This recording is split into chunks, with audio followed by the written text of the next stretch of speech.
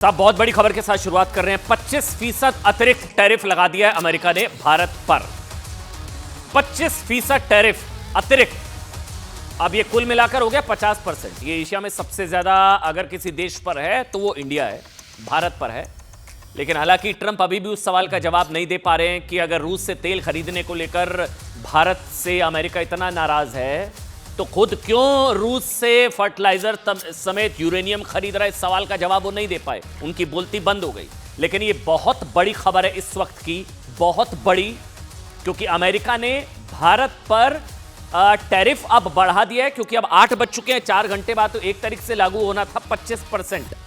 ये जो बढ़ा हुआ है, एग्जीक्यूटिव ऑर्डर साइन किए गए हैं राष्ट्रपति ट्रंप की तरफ से, वो अब हो गया 50%। ये लागू होगा, जो मेरी जानकारी है 27%, 27 तारीख को, माफ करिएगा, 27 अगस्त से यह नया टैरिफ लागू होगा। अभी 8 बज चुके हैं, 4 घंटे बाद जो खबर थी साहब 1 तारीख से लागू होना था, वो है 25%। अब उसका एग्जीक्यूटिव ऑर्डर साइन किया गया है। 25% अतिरिक्त टैक्स भारत पर, 25% अतिरिक्त टैक्स।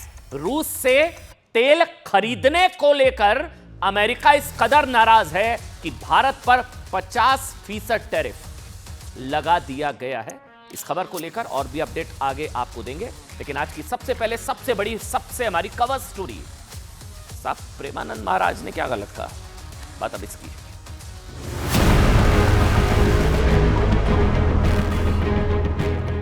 जी आजकल के समय में बच्चे चाहे अपनी पसंद से शादी करें या माता पिता की पसंद में, दोनों ही परिस्थिति में परिणाम अच्छे नहीं आते। ऐसे में हम कैसे पता लगे कि शादी अच्छे आएंगे कैसे, अच्छे आएंगे कैसे? आजकल बच्चों और बच्चियों के चरित्र पवित्र नहीं है, तो अच्छे कैसे आएंगे?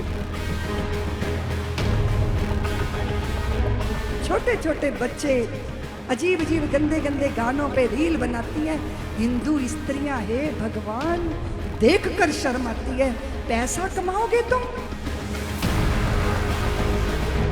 आज का जमाना बड़ा उल्टा है। पहले साड़ी खींचने पर महाभारत होती है, आज कोई पहनने को कपड़े कह दे तो महाभारत हो जाए। और वे तो सबको बोलते हैं, उनके लिए कोई स्त्री पुरुष अलग अलग नहीं है। वो पुरुषों को भी समझाते हैं, वो बच्चों को भी समझाते हैं, हम कथा वक्ता भी जाते हैं, हमको भी समझाते हैं।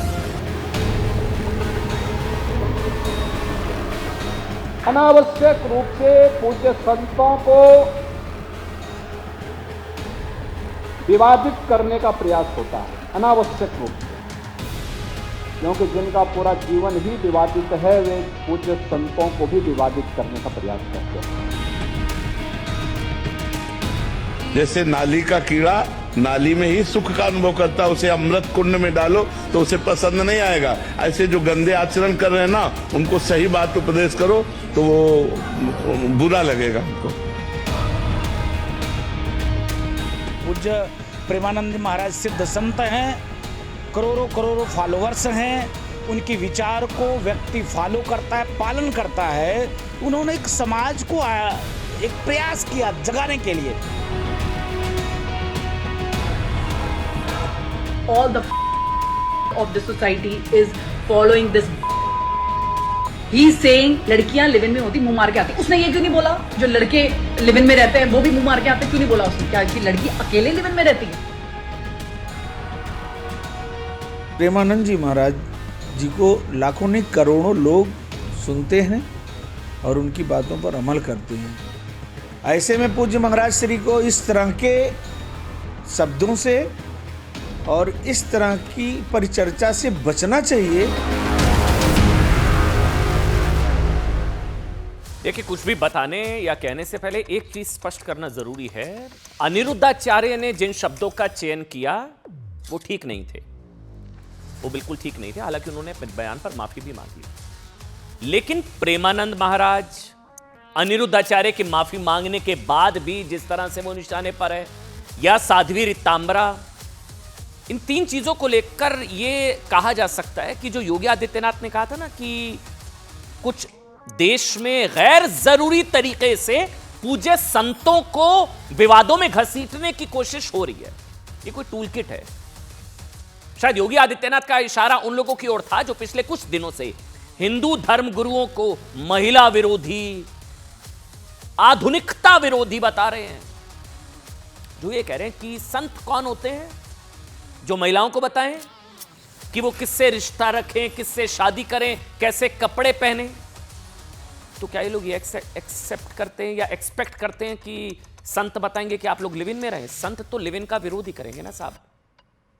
सबसे ज्यादा विवाद, मैं आपको आराम से समझाऊंगा, सबसे ज्यादा विवाद स्वामी प्रेमानंद महाराज, अनिरुद्धाचार्य और साध्वी रीतांबरा के बयानों को लेकर हो रहा है। ये तीन है।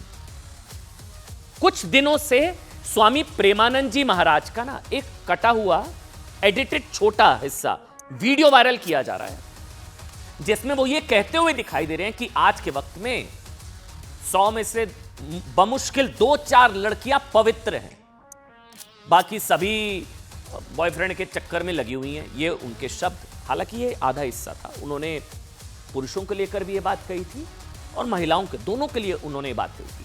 स्वामी प्रेमानंद महाराज के इसी आधे अधूरे बयान के सारे कहा गया कि उन्होंने महिलाओं का अपमान कर दिया। सारा ज्ञान सिर्फ महिलाओं के लिए क्यों? ये सब बातें कही गई। प्रेमानंद जी महाराज के खिलाफ कुछ जगहों पर विरोध प्रदर्शन भी हुए। कुछ लोगों को उनकी बात बहुत बुरी लगी। नंबर 1। नंबर 2, दूसरा समझिए, कथावाचक अनिरुद्धाचार्य, इनको भी आप जानते होंगे, बयान को लेकर विवादों में है, जिसमें लिव इन रिलेशन का विरोध इन्होंने किया और एक आपत्तिजनक टिप्पणी कर दी। उन्होंने 25 साल की लड़कियों के शादी से पहले लिव इन रिलेशन के लिए जिन शब्दों का प्रयोग किया वो मैं आपको बता भी नहीं सकता, वो हम कह भी नहीं सकते हैं, क्योंकि वो वाकई स्तरहीन थे। बेशक उनकी भावना सही हो, अब भाई लिव इन का तो संत समाज विरोधी करेगा ना। भावना सही हो, लेकिन जिन शब्दों का इस्तेमाल अनिरुद्धाचार्य ने किया वो निश्चित तौर पर गलत है। हालांकि उन्होंने अपने बयान पर माफी मांग ली थी। तीसरा बयान साध्वी रीतांबरा, उन्होंने कहा कि पैसे कमाने के लिए अश्लीलता शॉर्टकट बन गई है। अश्लील रील्स बनाती हैं लड़कियां पैसे कमाने के लिए। कहा कि उन्हें देखकर शर्म आ रही है कि बच्चियों को कोई रोक क्यों नहीं रहा है। लड़कियां पैसे कमाने के लिए, नग्न तक होने के लिए तैयार हैं। पैसा कमाने के लिए ये समाज किस तरफ जा रहा है? पैसा कमाने के लिए नग्नता परोसी जा रही है। इस बयान का भी विरोध हो रहा है कि लड़कियां क्या पहने ये कोई और तय नहीं कर सकता। धर्म के नाम पर लड़कियों को पर्दे में रखने की कोशिश हो रही है क्या? ये 3 बयान आप खुद तय करिए। कुछ लोग इनको गलत मानते हैं, कुछ लोग सही मानते हैं।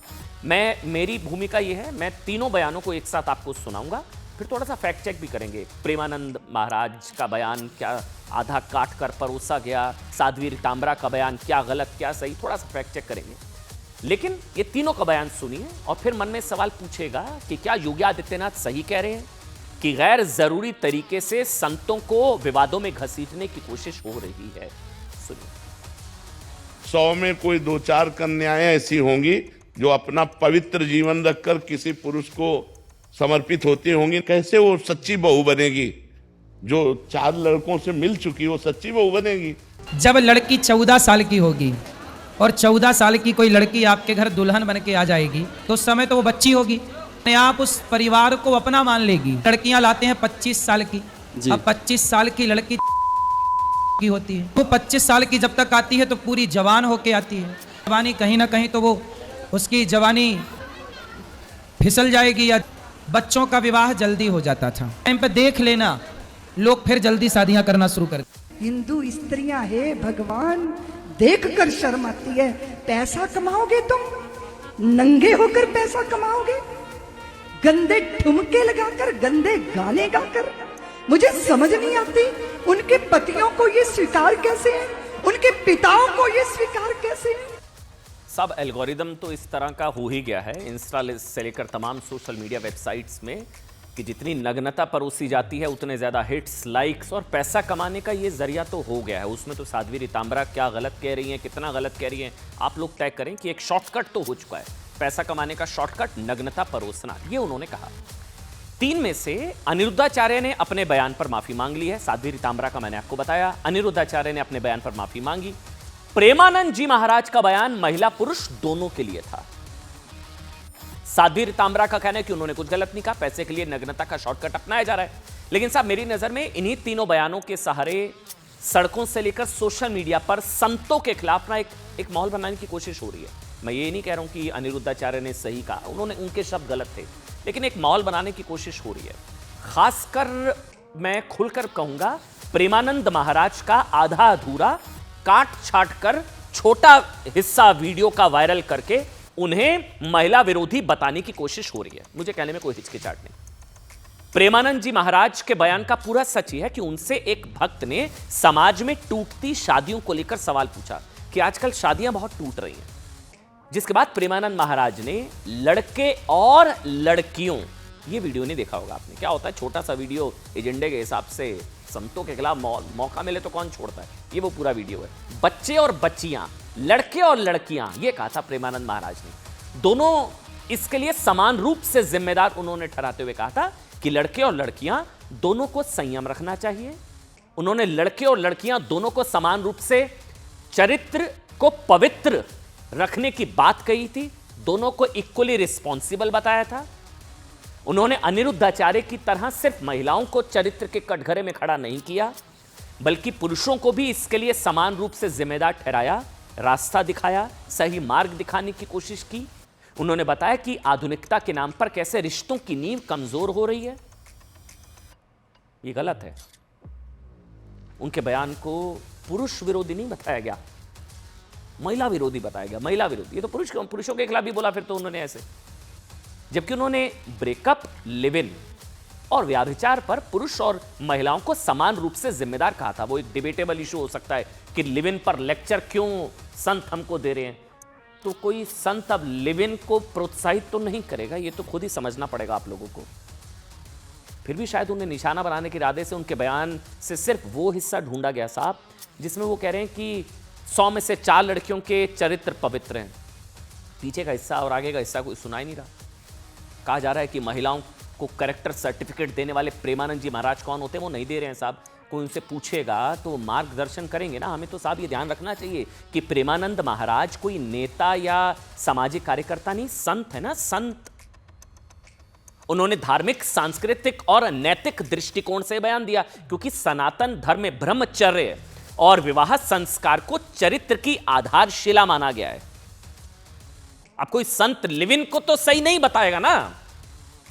इसलिए महिला स्वतंत्रता के नाम पर प्रेमानंद महाराज का विरोध करने वालों को उनका आधा अधूरा नहीं साहब पूरा बयान सुनना चाहिए, क्योंकि पूरा बयान सुनने के बाद ही निष्पक्षता से आप ये फैसला कर पाएंगे कि उन्होंने वाकई महिलाओं का अपमान किया या महिला पुरुष को समान रूप से जिम्मेदार ठहराकर संतुलित, व्यवहारिक और धार्मिक दृष्टिकोण दिया। आधा अधूरा नहीं, पूरा बयान सुनिए। 100 में कोई 2-4 कन्याएं ऐसी होंगी जो अपना पवित्र जीवन रखकर किसी पुरुष को समर्पित होती होंगी। कैसे वो सच्ची बहू बनेगी? जो 4 लड़कों से मिल चुकी वो सच्ची बहू बनेगी? आजकल के समय में बच्चे चाहे अपनी पसंद से शादी करें या माता पिता की पसंद में, दोनों ही परिस्थिति में परिणाम अच्छे नहीं आते। ऐसे में हम कैसे पता लगे कि शादी अच्छे आएंगे कैसे? अच्छे आएंगे कैसे? आजकल बच्चों और बच्चियों के चरित्र पवित्र नहीं है, तो अच्छे कैसे आएंगे? हमारी माताओं बहनों के पहले रहन सहन देखो। बूढ़ी, हम अपने गांव की बता रहे हैं, बूढ़ी थी पर इतने से नीचे इतना, और आज बच्चे बच्चियां कैसी पोशाकें पहने, कैसे आचरण कर रहे हैं। एक लड़के से ब्रेकअप, दूसरे से व्यवहार, फिर दूसरे से ब्रेकअप, फिर तीसरे से व्यवहार, और व्यवहार व्यभिचार में परिवर्तित हो रहा है। कैसे शुद्ध होगा? मान लो हमें 4 होटल के भोजन खाने की जबान में आदत पड़ गई है, तो घर की रसोई का भोजन अच्छा नहीं लगेगा। जब 4 पुरुष से मिलने की आदत पड़ गई है, तो एक पति को स्वीकार करने की हिम्मत उसमें नहीं रह जाएगी। ऐसे ही जब 4 लड़कियों से व्यभिचार करता है, तो वो अपनी पत्नी से संतुष्ट नहीं रहेगा, उसे 4 से व्यभिचार करना पड़ेगा, क्योंकि उसने आदत बना ली है। हमारी आदतें खराब हो रही, हमारे बच्चों की आदत। सुन लिया आपने? ये कोई नहीं आपको सुना रहा होगा, छोटा सा काट के हिस्सा सुना दिया कि महिलाओं के लिए ऐसी टिप्पणी कर दी। यही एजेंडा, यही प्रोपेगेंडा, इसी की हवा निकालनी होती है साहब। बड़ी खबर आपको बताएं, लेकिन उससे पहले प्रेमानंद महाराज का एक और वीडियो आज वायरल है, जिसमें ये कहा जा रहा है कि प्रेमानंद महाराज ने ट्रोलर्स को जवाब दिया, उन्हीं की भाषा में, ट्रोलर्स को, कि गंदी नाली में जो लोग होते हैं ना, उनको वहीं सुख की प्राप्ति होती है। अगर गंदे लोगों को अच्छा उपदेश आप देंगे तो उन्हें बुरा ही लगेगा। सुनिए। जैसे नाली का कीड़ा नाली में ही सुख का अनुभव करता है, उसे अमृत कुंड में डालो तो उसे पसंद नहीं आएगा। ऐसे जो गंदे आचरण कर रहे हैं ना, उनको सही बात उपदेश करो तो वो बुरा लगेगा, उनको बुरा लगेगा, उनको अच्छा नहीं लगेगा। जैसे आप सब बच्चे हो, अब आए हो तो सुधरने के लिए ना, तो हम कड़ुआ भी बोलेंगे। लेकिन एक बड़ी खबर इस वक्त आ रही है, अनिरुद्ध आचार्य के खिलाफ मामला कोर्ट में पहुंच गया साहब। कोर्ट में याचिका दाखिल कर दी गई है, ये बड़ी खबर है। महिला अधिवक्ताओं ने दाखिल कर दी याचिका, मानहानि समेत कई धाराओं में कार्रवाई की मांग की है। सुनवाई के बाद अनिरुद्ध आचार्य पर मुकदमा भी दर्ज हो सकता है। मामला कोर्ट में पहुंच गया है। अनिरुद्ध आचार्य ने जो बयान दिया, हालांकि उन्होंने अपने बयान को लेकर क्षमा मांगी, लेकिन अब मामला कोर्ट में पहुंच गया है। मानहानि समेत कई धाराओं में कार्रवाई की मांग भी हो सकती है या मामला भी दर्ज हो सकता है। सुनिए। अनिरुद्धाचार्य जी के खिलाफ जो महिलाओं पे उन्होंने टिप्पणी करी थी, उनके खिलाफ याचिका दायर करी है हमने, और ये हमने 173 4 BNS की डाली है, याचिका दायर करी है ACGM फर्स्ट थाना सदर। मांग हमने FIR की करी है, उसमें आरोप लगाया है हमने महिलाओं पे जो टिप्पणी करी है उन्होंने, और भागवत की गद्दी पे बैठ के वो महिलाओं पे टिप्पणी करते हैं, गलत बोलते हैं, जो उन्हें नहीं बोलना चाहिए। उनको भागवत का ज्ञान देना चाहिए, भागवत करनी चाहिए, ताकि ना कि महिलाओं पे उनको टिप्पणी करनी चाहिए। अच्छा, साध्वी रितांबरा के बयान का भी विरोध हो रहा है। ये लोग मतलब अनिरुद्ध आचार्य, प्रेमानंद महाराज, योगी आदित्यनाथ कह ही रहे हैं साहब कि एक तरीके से ये संतों को बेवजह विवादों में घसीटने की कोशिश है। साध्वी रितांबरा रील्स में वायरल कुछ लड़कियों का उदाहरण देते हुए उन्होंने कहा था कि इन दिनों गंदे ठुमके लगाए जा रहे हैं, अश्लीलता परोसी जा रही है, पैसे कमाने के लिए बच्चियां निर्वस्त्र हो रही हैं। ध्यान देने वाली बात यह है कि प्रेमानंद महाराज की तरह उनके भी ये बयान एक कथा में दिया गया था, जिसमें एक हिस्सा प्रेमानंद जी महाराज के बयान वायरल होने के बाद वायरल किया गया। इसके बाद ही अनिरुद्धाचार्य का बयान वायरल हुआ। सड़क से लेकर सोशल मीडिया पर बवाल शुरू, बहस शुरू कि हिंदू धर्मगुरु एक साथ महिलाओं को ज्ञान दे रहे हैं, ये होते कौन हैं, महिलाओं के चरित्र पर कैसे कैसे बयान दे रहे हैं, नग्नता शॉर्टकट हो गया पैसा कमाने का, कैसे कह सकती हैं साध्वी रितांबरा। हालांकि इस बयान के बाद साध्वी रितांबरा ने माफी मांगते हुए कहा था कि उनके शब्दों का चयन गलत था, लेकिन भाव गलत नहीं था। साध्वी रितांबरा की इस बात को भी आप ऐसे समझ सकते हैं कि इन दिनों सोशल मीडिया पर अश्लील रील्स और वीडियोस की बाढ़ आई हुई है। ये तो हर कोई जानता है, मतलब वो एल्गोरिदम इस तरह का होता है कि जितनी नग्नता परोसेंगे उतने ज्यादा हिट्स मिलेंगे, उतने ज्यादा लाइक्स और पैसा होगा। कुछ दिनों पहले यूपी पुलिस ने संभल में 3 लड़कियों को गिरफ्तार किया था जो सोशल मीडिया पर रील बनाते हुए गंदे इशारे करती थी, गालियां देती थी, अश्लील हरकतें करती थी। और इसमें ये ऐसा नहीं है, ये मामला पुलिस तक भी गया है। पुलिस ने लड़कियों के साथ उनके कैमरामैन को भी गिरफ्तार किया था। इन लड़कियों के साथ सोशल मीडिया में बड़ी संख्या में फॉलोअर्स थे, उन्हें रील से मोटी कमाई होती थी। यही साध्वी रितांबरा कह रही है कि नग्नता परोसी जा रही है, शॉर्टकट हो गया है पैसा कमाने के लिए, और इसीलिए उन्होंने संभवतः समाज को एक राह दिखाने की कोशिश की। हालांकि उन्होंने माना है कि उन्होंने अपनी भावनाएं कहने के लिए कुछ गलत शब्द कहे, लेकिन उन्होंने ये भी कहा कि अश्लील रील बनाने वालों को उनके माँ बाप भी सही नहीं ठहरा सकते हैं। सुनिए। हिंदू स्त्रियां हे भगवान, देख कर शर्म आती है। पैसा कमाओगे तुम, नंगे होकर पैसा कमाओगे, गंदे ठुमके लगाकर, गंदे गाने गाकर। मुझे समझ नहीं आती उनके पतियों को ये स्वीकार कैसे है, उनके पिताओं को ये स्वीकार कैसे है। शासन में जब साड़ी खींची, महाभारत हुई ही इसीलिए क्योंकि दुशासन ने साड़ी खींची। और आज का जमाना बड़ा उल्टा है, पहले साड़ी खींचने पर महाभारत होती है, आज कोई पहनने को कपड़े कह दे तो महाभारत हो जाए। बड़ा विचित्र जमाना आ गया। अगर कुछ कहो कहते हैं अपनी सोच बदलो, नियत बदलो। बिल्कुल सही। खबर आज की दूसरी सबसे बड़ी खबर, बादल बम से सावधान इंडिया। बात अब इसकी।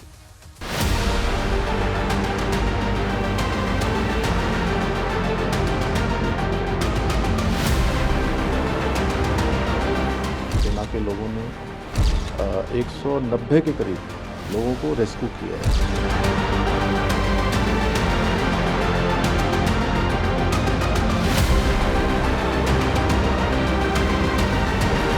कई जगहों पर लैंडस्लाइड हुआ है, जिसके वजह से मूवमेंट जो है वो बहुत स्लो हो रहा है।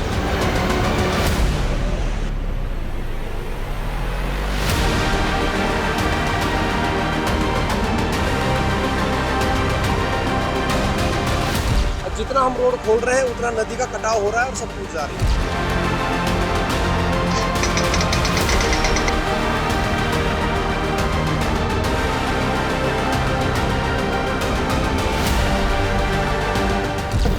सहमे हुए डरे हुए खासकर पहाड़ों के लोग।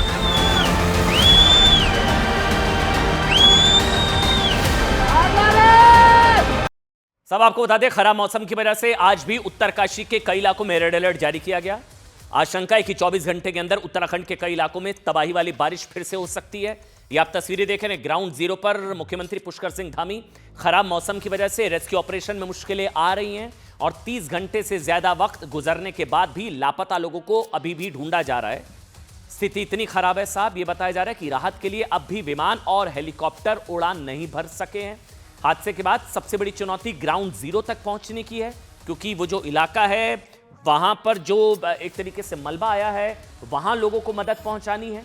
अलग अलग बेस पर कल से ही 2 चिनूक हेलीकॉप्टर, अलग अलग तस्वीरें, 2 Chinook helicopter, 2 Mi-17 helicopter, 2 Cheetah helicopter और एक ALH हेलीकॉप्टर के साथ ही भारतीय वायुसेना का एक AN-32 एयरक्राफ्ट और C-295 विमान भी राहत और बचाव कार्य के लिए तैयार है। और मौसम के ठीक होने का इंतजार किया जा रहा है, सही मौसम का इंतजार हो रहा है, लेकिन M-17 से लेकर सेना के हेलीकॉप्टर स्टैंड बाय पर हैं, चीता हेलीकॉप्टर। इसी खराब मौसम में उत्तराखंड, अच्छा ये जानना जरूरी है और ये बताना भी जरूरी है साहब, इसी खराब मौसम में उत्तराखंड के मुख्यमंत्री पुष्कर सिंह धामी की इस बात के लिए भी साफ तारीफ की जा रही है कि वो बेहद खराब मौसम में भी पीड़ितों से मिलने के लिए वो पहुंचे, वो भी तब जब सुरक्षा एजेंसियों ने उन्हें हवाई सर्वे के लिए मना किया था कि ये जोखिम भरा हो सकता है, मौसम खराब है, इस वक्त उड़ान जो है रिस्की रहेगी, लेकिन वो जाना चाहते थे। इसके बावजूद वो जोखिम उठाकर उत्तरकाशी पहुंचे, लोगों से मिले, हेलीकॉप्टर से वो गए और उनके हेलीकॉप्टर की हमें बताया गया लैंडिंग भी वहां हुई जहां डिसाइडेड नहीं थी। जी हां, हर्षिल का जो एयरबेस था, हेलीकॉप्टर जब बताया गया पीड़ित इलाके में उतरा तो तस्वीरें भी आई, उनके साध सुरक्षाकर्मी POC तक नहीं थे। जिस मुश्किल हालात में सेना, NDRF, SDRF, ITBP के साथ ही उत्तराखंड पुलिस के जवान और PWD के लोग भी एक तरीके से जी जान से रेस्क्यू में जुटे हैं। पुष्कर सिंह धामी ऑफिस में बैठकर निर्देश देने की बजाय खुद ग्राउंड जीरो पर थे, पीड़ितों को हर मुमकिन सहायता पहुंचाने की कोशिश कर रहे थे। 2 अलग अलग तस्वीरें। इस हादसे में अब तक अलग अलग एजेंसियों के 350 से ज्यादा लोग मौके पर रेस्क्यू काम में जुटे हैं, जबकि 600 से ज्यादा लोगों को मौके से भेजा जा रहा है। हम आपको रिपोर्ट दिखाते हैं जिसके जरिए आप समझ पाएंगे कि राहत और बचाव कार्य कहां तक पहुंचा है और अभी भी क्यों मुश्किल आ रही है राहत और बचाव कार्य में। यह रिपोर्ट देखिए और समझिए। रास्ते में चूंकि काफ़ी ज़्यादा मौसम खराब होने के कारण से अनेक स्थानों पर मार्गों का जो संपर्क है वो कट गया है और कुछ पुल भी जो है क्षतिग्रस्त हो गए हैं। उसके कारण से वहाँ पर पहुँचना भी मुश्किल हो रहा है, लेकिन उसके बावजूद भी सभी एजेंसियाँ, सभी लोग जो वहाँ पर पहुँच गए हैं रेस्क्यू के काम में लगे। प्रधानमंत्री जी का भी धन्यवाद करता हूँ। कल भी उन्होंने हर संभव मदद का, सहायता का और आज भी पूरी जानकारी ली है और उनके स्तर से लगातार सभी भारत की एजेंसियों को हमारे यहाँ के लिए हर संभव सहायता के लिए कहा गया है।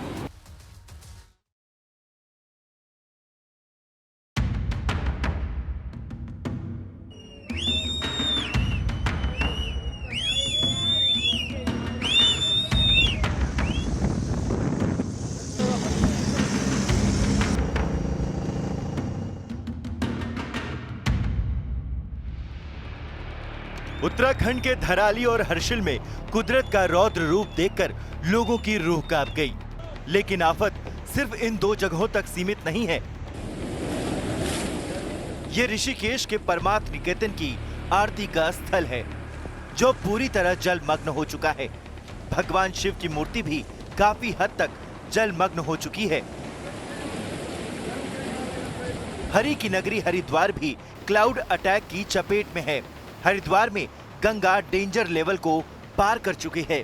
लगातार हो रही बारिश के चलते भीमगोंडा बैराज पर जलस्तर 294 से ऊपर पहुंच गया, जिसके बाद जिला प्रशासन ने बाढ़ चौकियों को अलर्ट वाला मैसेज भेज दिया। साथ ही निचले इलाकों में लोगों को गंगा के पास न जाने की हिदायत दी जा रही है। हरिद्वार में गंगा नदी उफान पर है और गंगा नदी ने खतरे का निशान छू लिया है। हरिद्वार के भीमगोंडा बैराज पर 294.10 का जो जलस्तर है उस पर गंगा नदी इस वक्त बह रही है और तस्वीरों में देखा जा सकता है कि गंगा नदी किस तरह से पूरे उफान पर यहाँ पर बह रही है। इसी बीच हरिद्वार से एक बेहद डरावनी तस्वीरें सामने आई। लगातार हो रही बारिश के चलते हर की पौड़ी के पास भीमगोंडा रोड पर अचानक पहाड़ी से मलबा गिरा और 3 बाइक सवार इसकी चपेट में आ गए। इनकी बाइक भी गिर गई। बड़ी मुश्किल से भागकर इन्होंने अपनी जान बचाई। ये मंजर देखकर वहां अफरा तफरी मच गई। गनीमत ये रही कि मलबे में गिरे पत्थर की चपेट में कोई नहीं आया, वरना एक बड़ा हादसा हो सकता था। मौसम का कहर पौड़ी गढ़वाल में भी दिखा। भारी बारिश के चलते पाबो पैठानी के बीच गलगुड़ी पुल ढह गया, जिसके चलते पाबो के आगे थैली सैण, त्रिपाली सैण और रामनगर का संपर्क पूरी तरह टूट गया। हालांकि इस तबाही के बीच थोड़ी राहत भरी खबर भी आई। मंगलवार को बद्रीनाथ हाईवे पर पागल नाला के पास काफी मलबा आ गया था, जिसके चलते इस हाईवे को बंद करना पड़ा था। लेकिन प्रशासन ने काफी मशक्कत के बाद बद्रीनाथ हाईवे खोल दिया और अब इस मार्ग पर सब कुछ नॉर्मल है। लेकिन उत्तराखंड के ज्यादातर इलाकों में मौसम सुधरने के मूड में नहीं है। चमोली में लगातार 5 दिनों से बारिश हो रही है, जिसके चलते यहाँ की सड़कों से गुजरना मुश्किल हो गया है और पहाड़ी के टूटने का खतरा भी लगातार बना हुआ है। चमोली जनपद में आने वाले कर्णप्रयाग, पीपलकोटी और लामबगड़ में ऋषिकेश बद्रीनाथ हाईवे बाधित है। कर्णप्रयाग भारत चीन बॉर्डर को जोड़ने वाले नीति मलारी हाईवे पर भी जगह जगह लैंडस्लाइड के चलते सड़क धंस गई है। देखिए, जो उत्तरकाशी का जो डिस्ट्रिक्ट है वहाँ पर अगर पिछले 24 घंटों की वर्षा की बात करें तो आज सुबह 8:30 बजे तो मैक्सिमम रेनफॉल अवेलेबल डेटा के हिसाब से 13.8 सेंटीमीटर की रिपोर्ट हुई है उत्तरकाशी डिस्ट्रिक्ट में। जहाँ तक क्लाउड बस्ट की बात है तो 1 घंटे में जब 10 सेंटीमीटर ज़्यादा वर्षा होती है तो हम उसको क्लाउड बस्ट, एक लिमिटेड एरिया में तो उसको क्लाउड बस्ट टर्म करते हैं। हालांकि जो ये डेटा है रेनफॉल का वो उसको कन्फर्म नहीं कर रहा है, लेकिन हायर रीचेस पर जो माउंटेन के थे वहाँ पर काफ़ी अच्छा सिस्टम बना हुआ था। कल काफ़ी ज़्यादा कन्वेक्टिव डेंस क्लाउड्स थे, तो इसको रूल आउट भी हम नहीं कर सकते। उत्तराखंड के कुमायूं क्षेत्र में भी मौसम की मनमानी जारी है। अल्मोड़ा जिले में पिछले 24 घंटे से जोरदार बारिश हो रही है, जिसके चलते कई गांवों से संपर्क टूट गया है। अल्मोड़ा खैरना हाईवे मलबा आने से पूरी तरह बंद हो गया है। रानीखेत खैरना हाईवे भी बंद करना पड़ा है। अल्मोड़ा के सोमेश्वर और मनान में तो घरों में पानी घुस गया है, यानी सड़कों से लेकर घर तक हर तरफ मुसीबत ही मुसीबत है। और बादल बम के बाद बात करेंगे टैरिफ बम की। 50% टैरिफ अमेरिका ने लगा दी भारत पर। अब बात इसकी।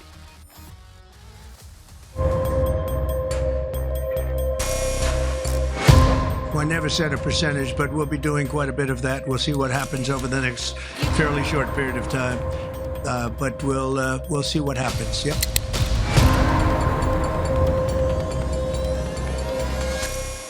India says that the US imports Russian uranium, chemicals, fertilizers, while criticizing their energy imports. Your response to that, sir? I don't know anything about it. I'd have to check, but we'll get back to you on that. Yeah, please.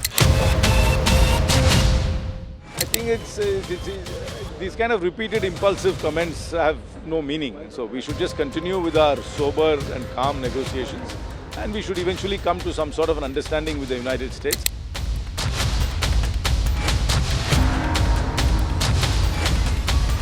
विदेश नीति ही विदेश चली गई और जो सरकार को अपने हित में दबाव बनाना चाहिए, सरकार को बनाना चाहिए। सरकार के साथ सब इस संबंध में साथ खड़े दिखाई देंगे। हम उनकी धमक में आ रहे हैं, इसलिए धमका रहे हैं। हमें सख्त स्टैंड लेना चाहिए और अपने देश को हमें इतनी कमजोर स्थिति के अंदर नहीं देखना चाहिए कि हमें हर वक्त ट्रम्प धमका रहे हैं और एक बार भी प्रधानमंत्री जी जवाब देने की बात नहीं कर रहे। निश्चित रूप से बिना भारत का नुकसान किए वहां व्यापार होना चाहिए। देश की संप्रभुता और सम्मान के आगे तो हमारे प्रधानमंत्री को झुकना नहीं चाहिए। हम सब उनके साथ।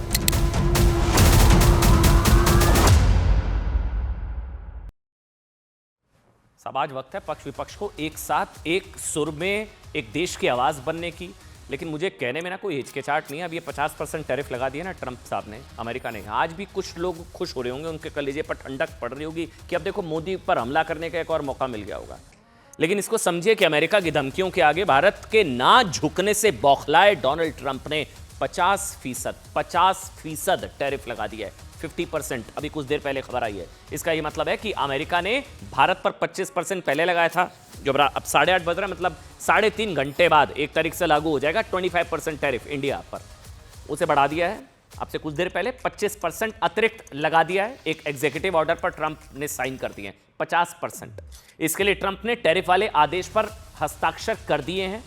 ये 27 अगस्त से लागू होगा 50% टैरिफ।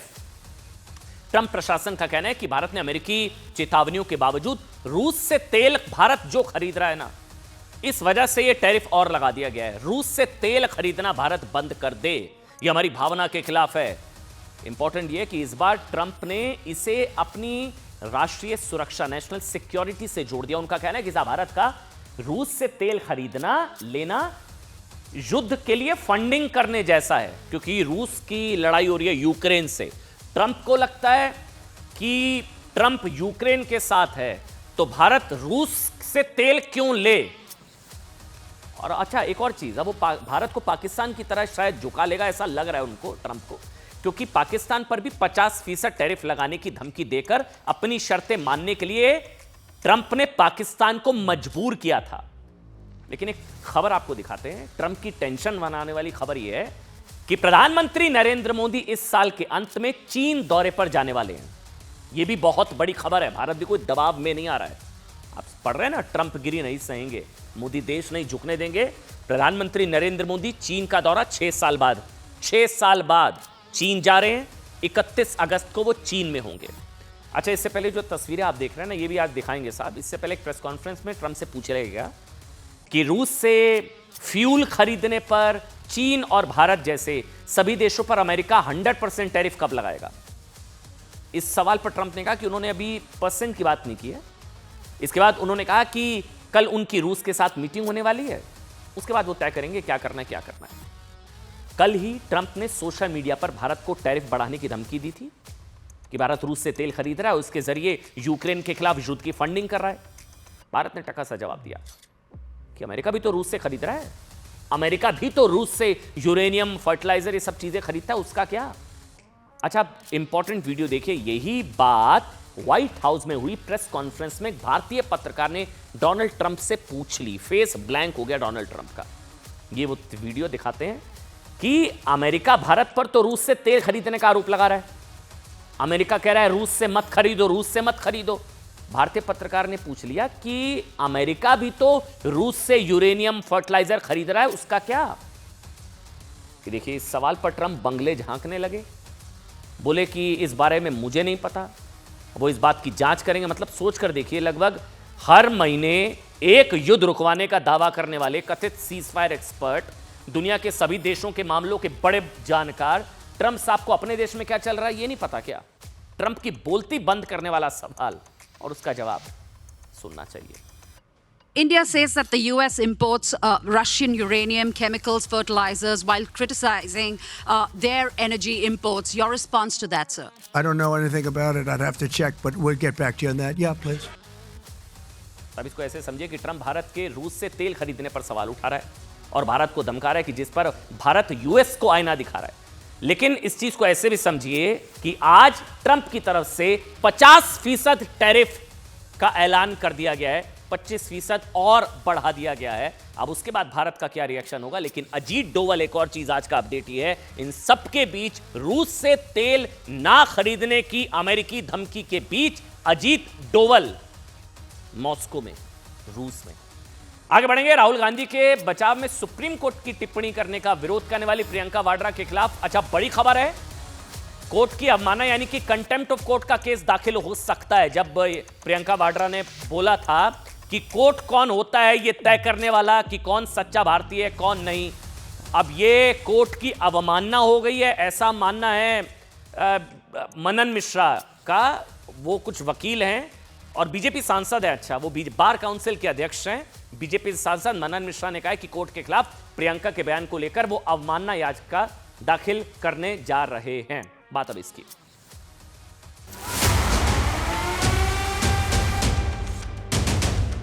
वोटर्स का वोट छीनना चाहते हैं।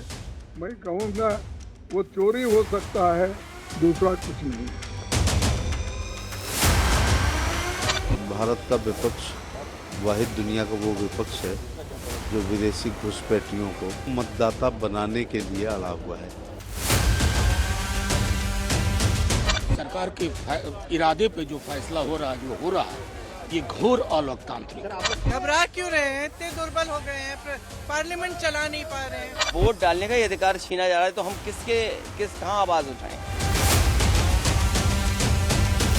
SIR जो है वो सरकार की मिली भगत से तैयार किया हुआ एक मसौदा है। देश की सारे डेमोक्रेटिक सिस्टम को खत्म किया जा रहा है। इतनी बड़ी लोकतंत्र की हत्या बीजेपी से हो रही है कि एक मामूली चर्चा ये लोग नहीं परमिशन देंगे। आज की एक और बड़ी खबर, राहुल गांधी का चुनाव चोरी वाला एटम बम फुस हो गया क्या? मतलब सोच कर देखिए क्या नहीं कहा गया। एटम बम है, पक्के सबूत है, वोट चोरी के पक्के सबूत है, 100% सबूत है, कोई नहीं बचेगा। ऐसा धमाका होगा, ढूंढ ढूंढ कर चुनाव के अधिकारियों को हम ढूंढेंगे, सबक सिखाएंगे। संसद नहीं चलने दी गई, चक्का जाम किया गया, सुप्रीम कोर्ट पहुंचा गया, लेकिन साहब खोदा पहाड़ निकली चुईया। अच्छा, वो भी नहीं, चुईया भी छोड़िए, कोई नहीं निकला पहाड़, वो कुछ भी नहीं। चुनाव आयोग ने क्या हुआ, हर पार्टी को ड्राफ्ट वोटर लिस्ट देकर पूछा कि साहब ये है, और पार्टियां इसको देखकर अपनी आपत्तियां और दावे प्रस्तुत करें। मतलब अगर पार्टियों को लगता है कि कोई एक आधा नाम छूट गया है, 65 लाख वोटर डिलीट हुए हैं, अगर पार्टियों को लगता है कि कोई नाम छूट गया है, गलत है, तो आप बताइए। 1 तारीख को पूछा गया था, आज 6 तारीख हो गई है, 6, 5 दिन बाद भी एक भी शिकायत नहीं आई किसी पार्टी की, एक भी। मतलब सबसे बड़ा मुद्दा एटम बम, संसद में चर्चा, बवाल, 100% सबूत, सबूत ही सबूत, चक्का जाम, सब हवा भाई, सब सोशल मीडिया के लिए प्रदर्शन, हर चीज का मतलब हर चीज का सबूत मांगने वाले एक सबूत नहीं दे पाए। 65 लाख 6 लोग, एक का गलत तरीके से नाम कटाओ, सबूत छोड़िए साहब, एक शिकायत, 0 ऑब्जर्वेशन, ऑब्जेक्शन, पिछले 5 दिनों में 0 ऑब्जेक्शन या 0 क्लेम्स चुनाव आयोग के सामने आए। BLA कितने, booth level agents 1,60,000, India alliance के 70,000 से ज्यादा, एक ऑब्जेक्शन नहीं आया, एक। राहुल गांधी ने तो चुनाव आयोग के कर्मचारियों को धमकी दी थी ना कि चुनाव आयोग के जो अधिकारी ये काम कर रहे हैं छोड़ेंगे नहीं, सबूत है, एटम बम है, धमाका होगा, ये होगा, वो हो गया, एक आपत्ति नहीं आई। राहुल गांधी का एटम बम खुश हो गया। बयान सुनिए वो एटम बम वाला, और बीजेपी क्या कह रही वो भी सुनिए। हमें लगा कि यहाँ पे चोरी हुई है, वोटर एडिशन हुआ था, 1 करोड़ वोटर्स ऐड हुए थे। फिर हम थोड़ा डिटेल में गए, हमने कहा देखो अब इलेक्शन कमीशन तो मदद नहीं कर रहा है, तो थोड़ी ग्रैन्युलैरिटी में जाना है, गहराई में जाना है। तो हमने अपना ही इन्वेस्टिगेशन करवाया, उसमें 6 महीने लगे, और जो हमें मिला है वो एटम बम है। मतलब एटम बम है, फटेगा तो आप इलेक्शन कमीशन आपको दिखेगा नहीं हिंदुस्तान। कोई अयोग्य जुटेगा नहीं, कोई योग्य छूटेगा नहीं, लेकिन आज 6 तारीख तक, अभी तक। साहब कल ही बीजेपी ने सवाल उठाया था कि क्या राहुल गांधी की विश्वसनीयता बहुत तेजी से खत्म हो रही है। अब राहुल गांधी का यह आइटम बम फुस हो गया, वोट चोरी पर एक शिकायत नहीं। लेकिन ये ना पहली बार नहीं है जब ये राहुल जी के साथ हुआ। जब भी राहुल गांधी जी कोई मुद्दा उठाते हैं वो फ्लॉप हो जाता है, असरदार साबित क्यों नहीं हो पाता, ये लोग सवाल पूछ रहे हैं। अभी वोट चोरी वाला एटम बम कोर्ट ने रोक नहीं लगाई, ईसी के पास एक भी शिकायत नहीं। ये वाला वोट चोरी एटम बम, ईसी में शिकायत नहीं। इससे पहले रफाल, चौकीदार चोर शोर रफाल, कोर्ट ने क्लीन चिट दे दी। SIR का रफाल वाला हाल। इससे पहले पेगासस जासूसी कांड, जासूसी हो गई, ये हो गया, वो हो गया, कोर्ट में टिका ही नहीं, कोर्ट में कोई ठोस सबूत ही नहीं मिले, वो भी फ्लॉप। इससे पहले नोटबंदी, बड़ा घोटाला, ये हो गया, वो हो गया, प्रधानमंत्री का घोटाला कुछ साबित नहीं हो पाया। अभी चीन की घुसपैठ, चीन ने घुसपैठ बहुत बड़ा मुद्दा, इतने हजार किलोमीटर की जमीन चली गई, ये हो गया। कोर्ट ने कहा सच्चा भारतीय ऐसा कहता ही नहीं। हालांकि यहां यह बात जरूर ध्यान देने वाली बात है कि राहुल गांधी हर बार एक नए मुद्दे को लेकर सामने आए हैं। वो बेशक उनके हर बार मुद्दे फ्लॉप हो जाते हैं और सरकार को उन्होंने हमेशा घेरने की कोशिश की है, भले वो इसमें सफल हो या ना हो। आज भी साहब संसद के दोनों सदनों में देखिए, आज भी एसआईआर को लेकर हंगामा हुआ। सुप्रीम कोर्ट ने रोक नहीं लगाई। संसद के बाहर विरोध प्रदर्शन के बाद प्रियंका वाड्रा ने कहा कि सरकार एसआईआर पर चर्चा से क्यों घबरा रही है। वहीं मल्लिकार्जुन खड़गे ने आरोप लगा दिया कि बिहार में एसआईआर के नाम पर दलितों, पिछड़ों और आदिवासियों के वोट काटे जा रहे हैं। सुनिए। किनके वोट कट रहे हैं? माइनॉरिटी के वोट कट रहे हैं, दलित के कट रहे हैं, आदिवासियों के कट रहे हैं, मनरेगा वर्कर्स के कट रहे हैं, और जो माइग्रेंट वर्कर्स होते हैं उनका हक छीना जा रहा है।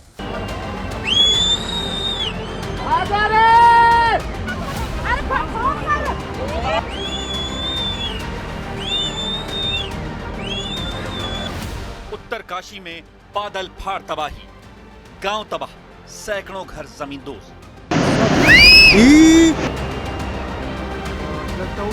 ये तस्वीरें बेहद डराने वाली हैं। तबाही बनकर टनों टन मलबा पहाड़ से नीचे की ओर बहता चला आ रहा है। तलहटी में अच्छी खासी रिहाइश है, सैकड़ों घर हैं। उत्तराखंड के उत्तरकाशी जिले में 5 अगस्त की दोपहर 1:45 बजे अचानक बादल फटा। देखिए किस तरह से सिर्फ 35 सेकंड में पूरा धराली गांव तबाह हो गया। जो लोग वीडियो बना रहे थे वो सीटी बजाकर और चिल्लाकर दूसरे लोगों को जान बचाने के लिए अलर्ट करने लगे।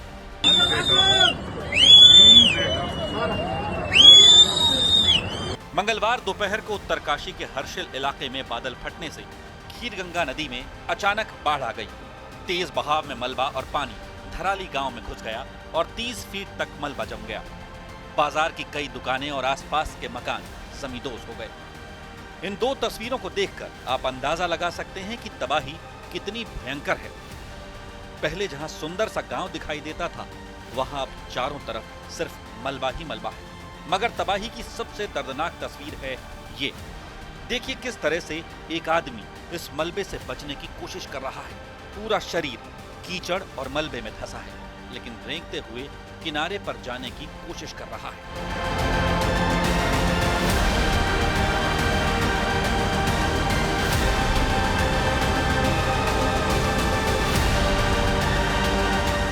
तबाही के बीच न्यूज़ 18 इंडिया, गाड़ी के आगे गिरे पत्थर।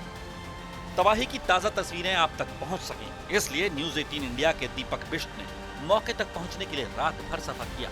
उत्तरकाशी के इस हादसे को कवर करने दीपक रास्ते में ही थे कि अचानक पहाड़ दरकने से उनकी गाड़ी के आगे पत्थर गिरने लगे। उत्तरकाशी में अभी भी रह रहकर कई जगह पर लगातार पहाड़ियां, आप देखेंगे लगातार यहाँ पर पत्थर गिर रहा है और ये रास्ता बंद होने की वजह से हम आगे की तरफ नहीं बढ़ पा रहे हैं, क्योंकि धराली की तरफ जाने वाले कई जगह पर रास्ते बंद हो चुके हैं। भटवाड़ी से के आसपास रास्ते बंद हो चुके हैं।